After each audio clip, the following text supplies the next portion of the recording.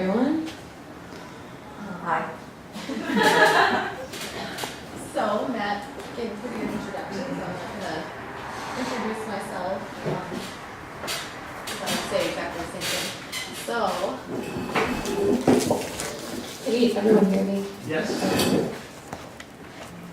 So, the first thing that's important to talk about is what behavior analysis is. So it is a study of environmental variables and how they change behavior. It's not what they do in Criminal Minds. I get asked that question all the time. I don't watch that show, but we don't work with criminals. That's more forensic psychology. So the definition of behavior, everything that we do, whether it's overt or covert. So like overt would be things like running, eating, and covert is things like thinking, feelings.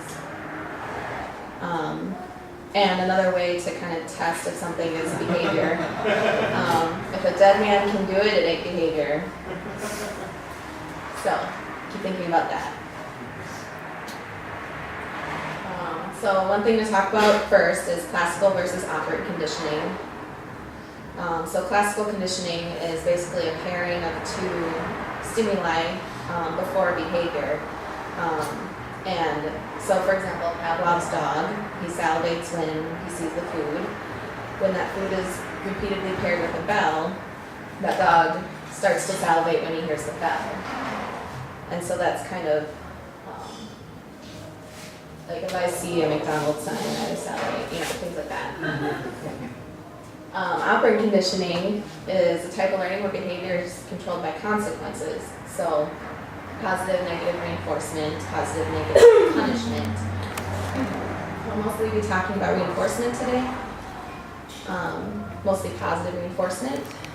So with that, the definition of reinforcement, which is one of the most important definitions in behavior analysis because it kind of drives everything we do. Because we're always evaluating whether things are reinforcement. So it is a stimulus delivered immediately after behavior that increases the rate of that behavior. The two important words in this definition is immediate and increase. So if it's not delivered immediately after behavior, it's not likely to act as a reinforcer. And it has to increase the behavior. So if you're giving somebody a lollipop after they do something and their behavior isn't increasing, then that lollipop isn't a reinforcer. So, just to give a couple of examples, if I am playing really loud music and Tom Hardy shows up at my door and he tells me to stop, I played loud music in my apartment more frequently. I might even look up what Tom Hardy's favorite music is and try to play that. So yes,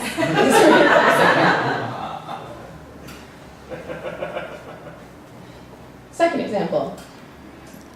Allie makes brownies, and I tell her brownies suck. As a result, she makes brownies more often. Are those brownies a reinforcer? Or is my comment a reinforcer? Yes. Apparently. It didn't work. I tried to do it last night. You betcha. Third example, I'm trying to get Matt to talk about fantasy football more because I want to learn about fantasy football. But every time we try to talk about it, he's a little ADD and he doesn't really talk about it. So I try to offer him a beer every time he brings up the subject of fantasy football. But he never talks about it again. Is that beer a reinforcer? No. So, one thing I wanted to talk about is a common misconception that I hear all the time. People will say, oh, I tried reinforcement with my kid, it doesn't work. But if you look at the definition, if it's not increasing that behavior you want, then it's not a reinforcer. So that person actually isn't using reinforcement. And also if it's not delivered immediately after behavior, it's also not really going to act as a reinforcer.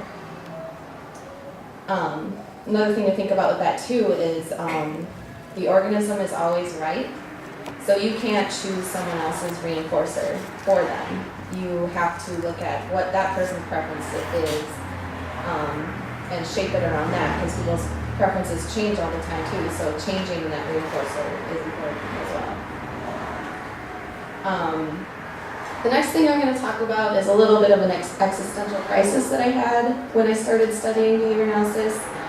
This is something that a professor said in a class, and it kind of, the entire day I was kind of thinking about it, and it kind of changed my entire worldview on things. It's that everything that you do is determined by your reinforcement history.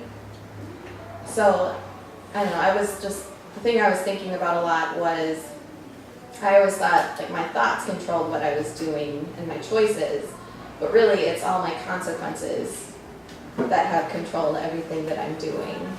And so that kind of blew my mind. There's this idea along with that, the automaticity of reinforcement, which is basically like your behavior is changing without you realizing it, without you being consciously aware of your behavior changing. And so that's kind of why I think I didn't realize that the first thing is because our behavior is changing all the time and we don't even notice. So this kind of comes into the idea of does free will actually exist? And I mean, we make choices all the time, but those choices are always kind of controlled by some outside variable. An interesting thing with this is you think about like people who are in prison. Are they in prison for things that they couldn't control? Just their environment was kind of controlling their behavior. And so kind of, there's a book B.F. Skinner wrote called Walden 2. I haven't actually read the book, but I kind of talked about some of the ideas of it in class about free will and determinism and how, just different environmental variables affect behavior. And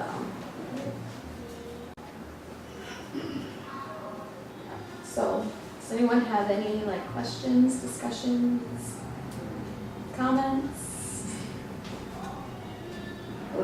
What's it make more sense to say influence than control? Or Influence, control, they kind of go hand in hand. Like you can. well, control just seems more absolute. Yeah, influence I think is probably a better word to use. So, if you're say down in the gutter, you're depressed or whatever, and it feels like a lot of things aren't nothing's reinforcing anything positive or changes. How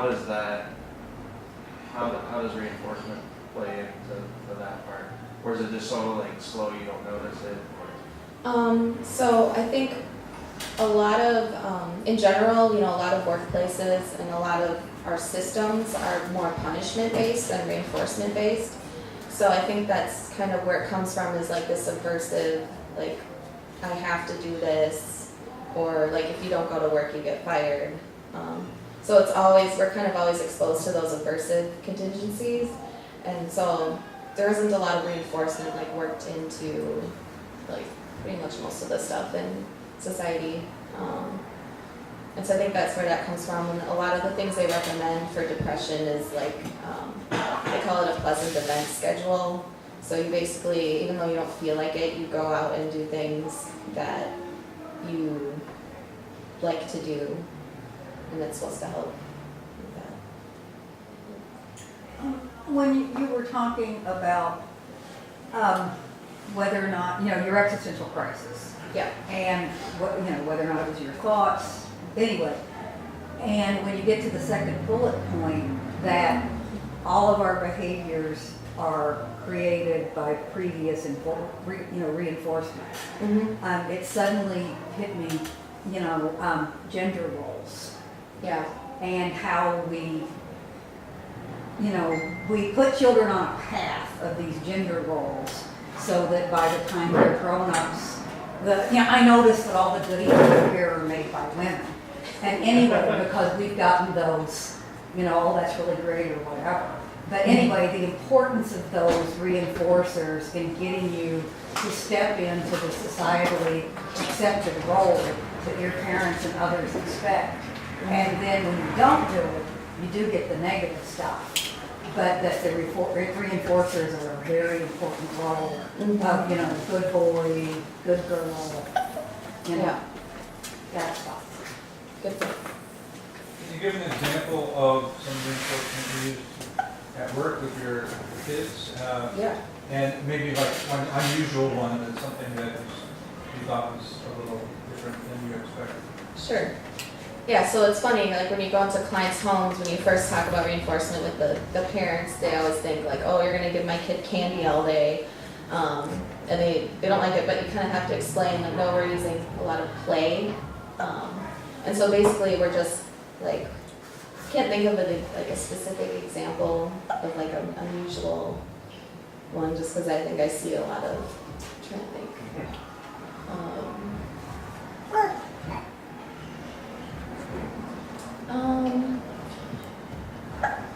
Well, what's a common one that you use? So sometimes we'll use like videos. We try to like stray away from it, but we try to get more social things.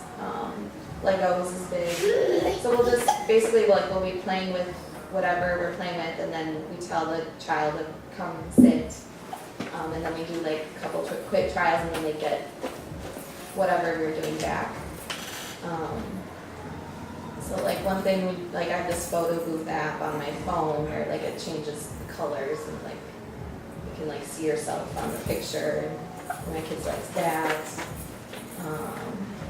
I had a kid who really liked the Titanic, so we would watch Titanic videos and like build a Titanic.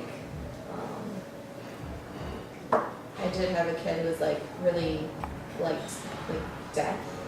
He was obsessed with death, just like massive. I don't know. We try not to like. Some of those we try, if they're not really socially appropriate, we try to minimize like how much we're using it. But yeah, and sometimes it'll be things like just seeing mom is a reinforcer, or like physical stuff too, like we'll spin around or things like that. Thanks, Chelsey.